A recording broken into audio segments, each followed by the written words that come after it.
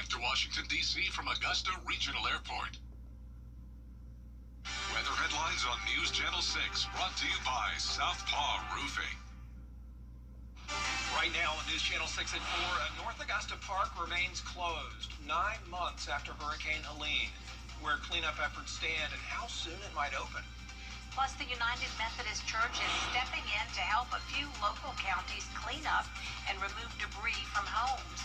We'll tell you where and how long they intend to stick around. And what local organizations are planning in celebration of tomorrow's national holiday. Your News at 4 starts now.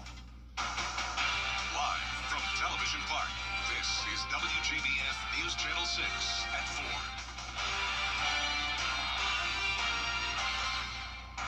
Good afternoon, everybody. I'm Brad Means. And I'm Jenny Montgomery. Thank you for joining us.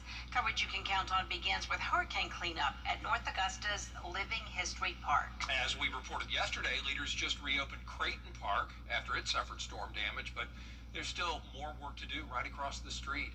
Graham Lee is live there now. And Graham, almost 9 months later, they're trying to reopen.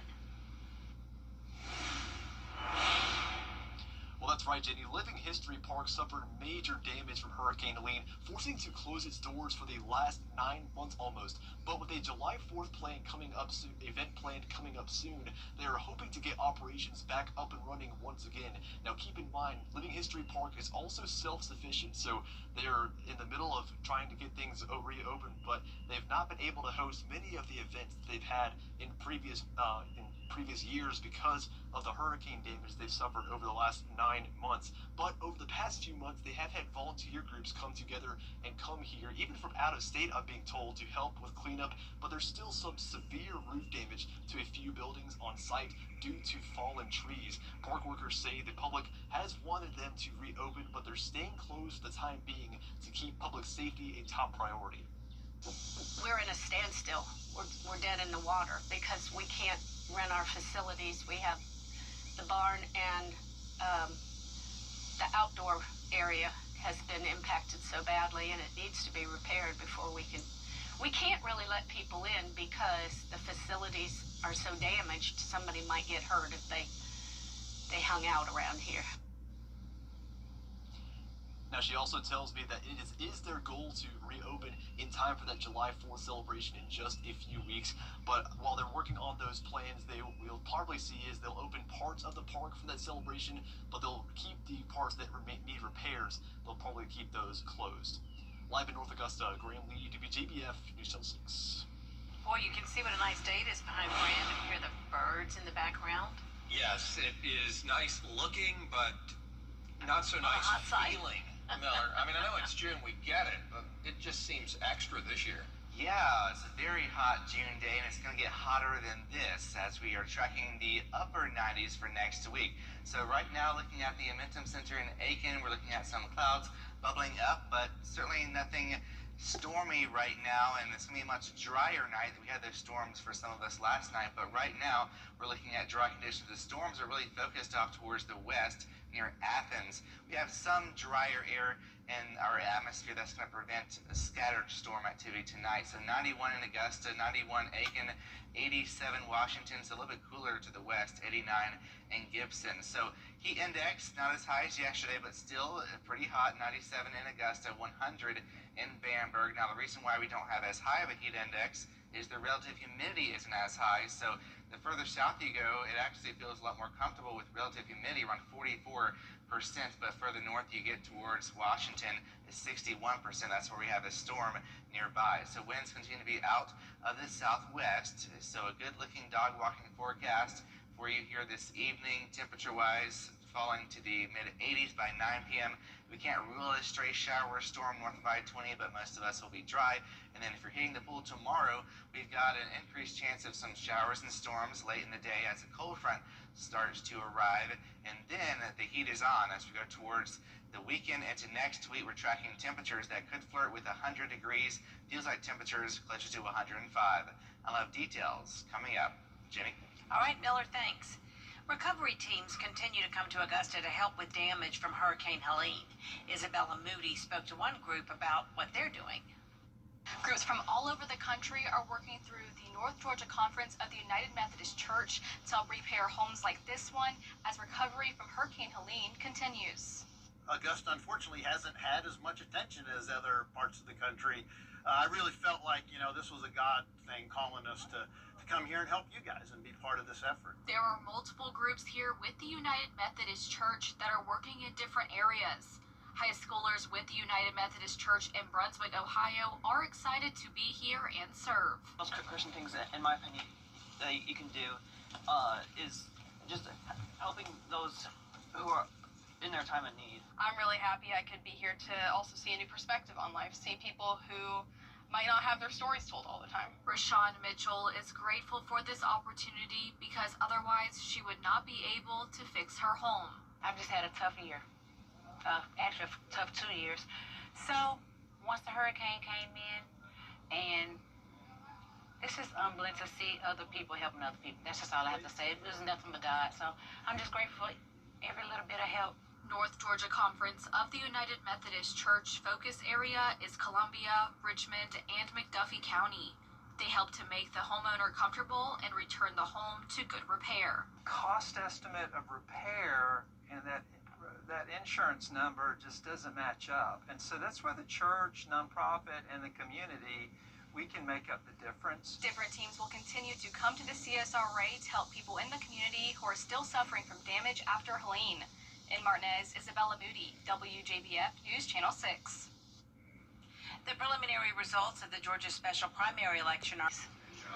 The Augusta Fire Department wants to help train more first responders. They're teaming up with Augusta Technical College to provide an associate's degree in emergency services. Those who complete the 64-credit program will earn certifications as a firefighter and EMT. The goals of the program is to try to just make sure we have enough folks on the streets to protect and serve. The class starts this fall and combines classroom, hands-on training, and clinical experience. Well, tomorrow the nation will celebrate Juneteenth, or Freedom Day. It celebrates the end of slavery in the United States. And in 2021, you may remember, tomorrow the nation will celebrate Juneteenth, or Freedom Day. It celebrates the end of slavery in the United States. And in 2021, you may remember, Juneteenth became an official federal holiday. Tomorrow, the Band of Brothers Augusta nonprofit organization is hosting its 9th annual Juneteenth celebration. There will be live music, food, vendors, health and wellness checks, even a scholarship raffle. All of that at the Augusta Exchange Club Fairgrounds. It is free for anybody to attend. Should be a lot of fun starting tomorrow at noon and goes until 9:30 at night. And in Bamberg, the NAACP is going to hold a celebration tomorrow. It's at the Bamberg Veterans Memorial Park from 11 in the morning until 3. Bring your own lawn chairs and umbrellas and enjoy that one. Meanwhile, the National Action Network of the CSRA getting set for its annual Juneteenth parade. It always brings out marchers and walkers and floats commemorating the final group of slaves who learned of their freedom back in 1865. That's Saturday in downtown Augusta. This will start at 11 a.m. from the James Brown Arena parking lot, and we will parade through the downtown area. We'll turn left on Green Street. We go down to 10th. Then we'll turn right on 10th Street and go to Reynolds Street. Then we'll go down from Reynolds to 7th Street and come back to the James Brown Arena parking lot. And that's the route that we'll take. And we're praying that the community will come out and line the streets to celebrate with us. Families, organizations, churches, and businesses all encouraged to be in the parade. If you'd like to take part, we have a link to sign up on our website, WJBF.com. And after that parade, a Freedom Trail Ride will be held at Crimson Hill on Old Waynesboro Road in Hepzibah. That starts at 2 p.m. WJBF is proud to honor our parent company with Nexstar's Founders Day of Caring. Nexstar is celebrating its 29th anniversary this year, and to mark the occasion, we're taking donations for the Ronald McDonald House Hospitality Cart. And it's not just News Channel 6. More than 200 sister stations across the nation will celebrate by volunteering in our communities on this Day of Caring. The best thing we can do is to give back to our communities as a thank you. So Founders Day is a commitment to every employee in the company to do service work in your community. Tomorrow is the last day to drop off items here at Television Park. You can also donate directly through an Amazon wish list. Scan the QR code there on your screen for a link to that list. Well, News Channel 6 is a proud sponsor of tonight's Augusta Green Jackets sensory-friendly game. Tonight's festivities include lowered speaker volumes, limited use of strobe lights, even a quiet zone, plus baseball, bingo, and a meet and greet with Augie. The Green Jackets taking on the Lynchburg Hillcats at SRP Park tonight. Jenna Petracci, our chief meteorologist, is going to throw out the first pitch at 7:05, and she promises a strike. Before we go to break, a live look at NASCAR's next race location. It's the Pocono Raceway in Blakesley, Pennsylvania. Coming up, the 4 things you need to know about the tricky triangle. ET takes you. I'm Austin Jackson, and for me, keeping it local really matters. Like when you're hungry, it's tough to beat a great meal at your favorite local spot. Well, if you've been injured, keeping it local matters even more. You need a law firm with experience in our area's courtrooms and a track record you can trust. The CSRA has always been my home. People know my law firm for work in the community as well as for our life-changing results. That's local experience you can count on. If you've been injured, call Austin Jackson, the Augusta guy, 706-724-7224. Welcome back, everybody. NASCAR heading to Pocono Raceway this week, also known as the Tricky Triangle. Nick Zelaya has the 4 things you need to know. The temperature is starting to heat up, and so is the NASCAR Cup Series as it heads back north to Pennsylvania for the Great American Getaway 400. The Pocono Raceway has become a staple on the racing schedule, and ahead of Sunday's race, here are 4 things you need to know about the Tricky Triangle. Number 1, the triangle-shaped track features 3 turns, all designed after another NASCAR course. Turn 1 remembers the Trenton Speedway and features 14 degrees of banking. Turn 2, they call it the tunnel turn, inspired by the Indianapolis Motor Speedway with 8 degrees of banking. And that final turn 3 resembles the Milwaukee Mile before the drivers reach the longest front stretch in the sport.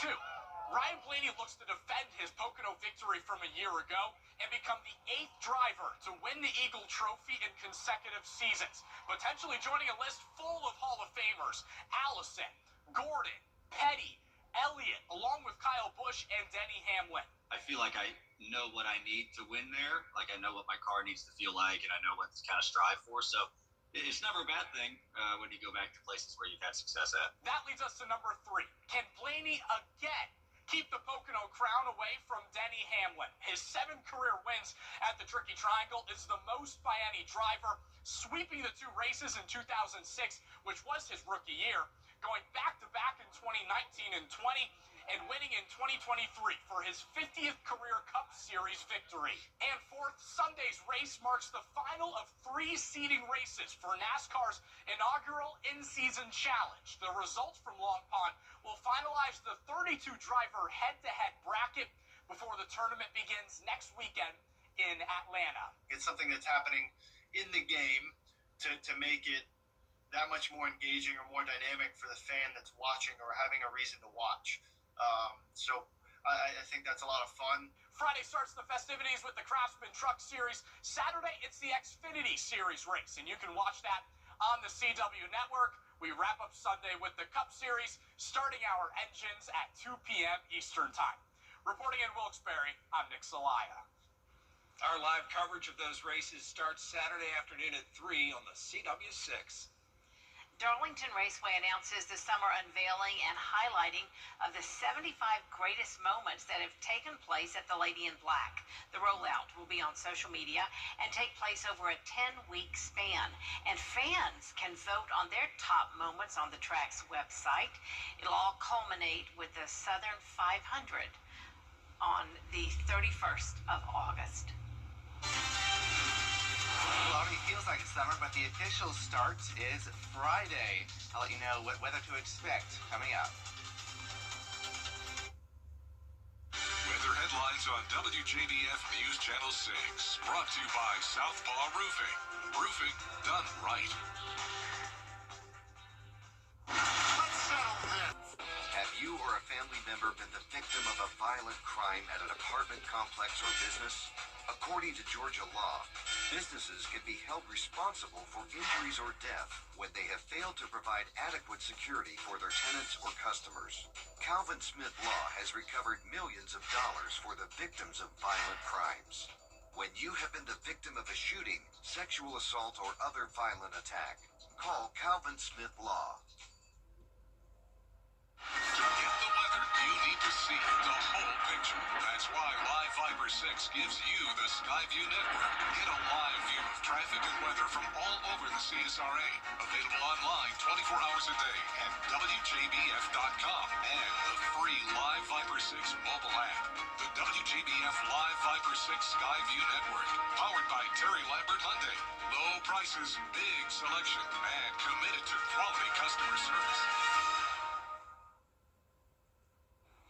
Now, your most accurate forecast with WJBF Live Viper 6.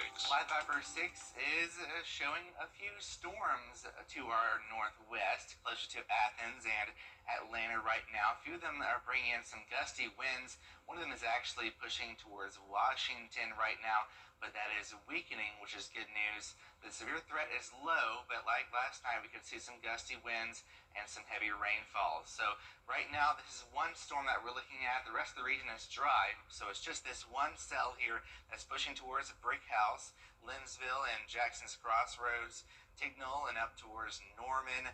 Eventually, it could be approaching Clarks Hill with some lightning. So just make sure to head indoors when thunder roars. Other than that, we're sitting nice and quiet.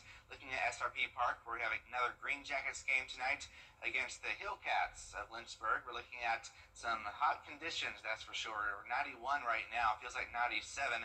Dew point of 69, but it's not as high as yesterday, thankfully. So that's why the heat index isn't as high as we were seeing. So here's the two states on Live Viper 6. Notice we have the storm activity mainly focused towards Atlanta. Maybe a few could clip our northwestern counties, but really most of us will stay dry through the rest of today. So notice here the humidity is lower in Augusta at 50%. That's what's keeping us dry. And Athens is at 70% where those storms are. So the Bermuda high still is influencing our weather right now, centered over the Atlantic with the southwest flow.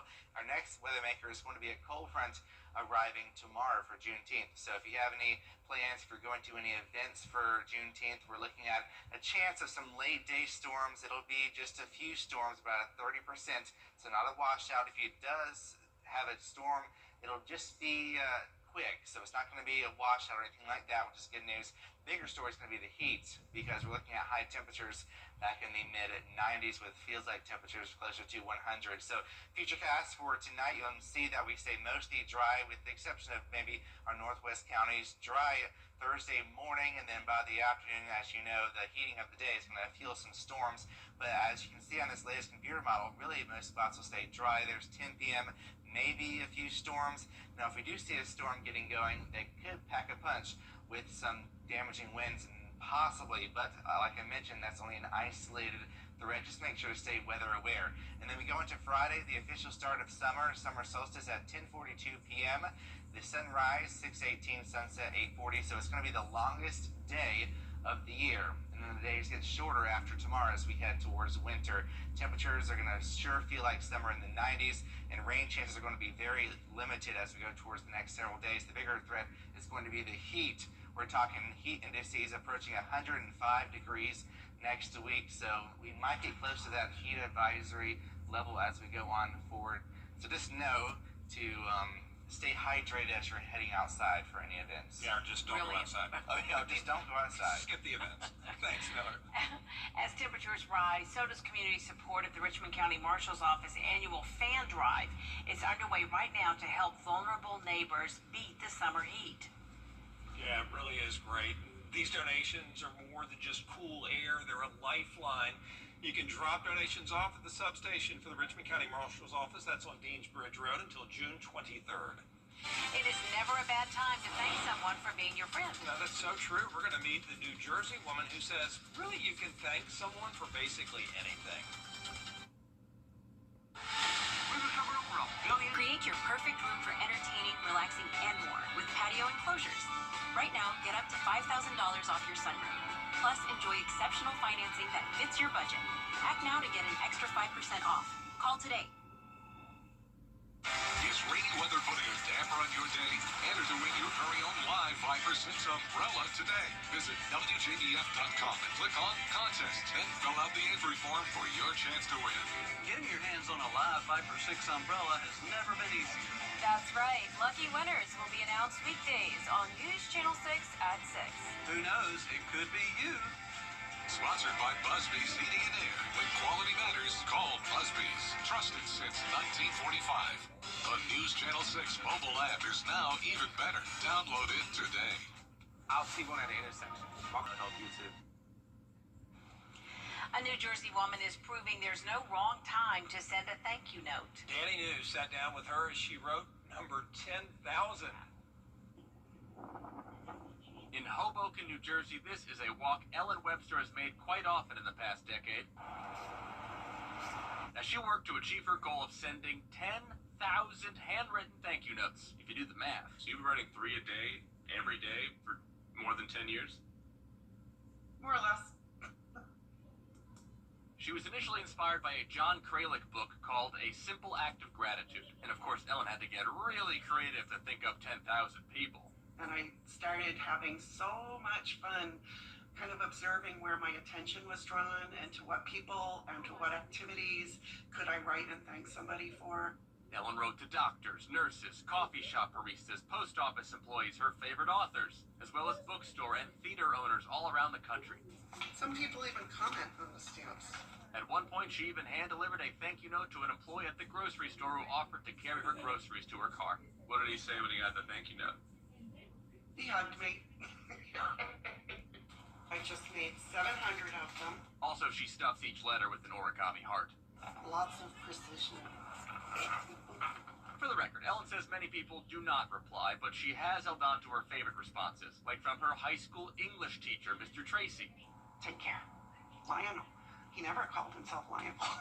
But for thank you note number 10,000, which she just completed a few weeks ago, Ellen wrote to the man who first inspired her, author John Kralik. And he said, while at first he was a little surprised by how many she had written, he said he hoped that it had brought blessings to my life, which I don't think of it that way, but they certainly have. There's a lot more coverage you can count on at 4:30. Including a U.S. Supreme Court ruling that will allow the storage of nuclear waste in 2 states. These up after the break.